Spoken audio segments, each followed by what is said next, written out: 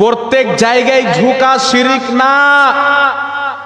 আল্লাহর সামনে আল্লাহকে আল্লাহ মনে করে ঝুঁকলে ইবাদত,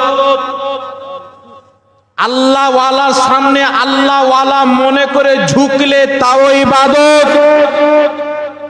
তো আল্লাহকে আল্লাহ মনে করে ঝুঁকতে হয়, সাজদার যে শর্তগুলি 8টি জিনিস ঠেকাতে হয়। আর যখন কেউ আল্লাহ ওয়ালার সামনে ঝুঁকে কদম বসি করে, এই কদম বসি সহি হাদিস থেকে প্রমাণিত, এটা সাহাবায়ে কেরামের সুন্নত। জোরে বল সুবহানাল্লাহ।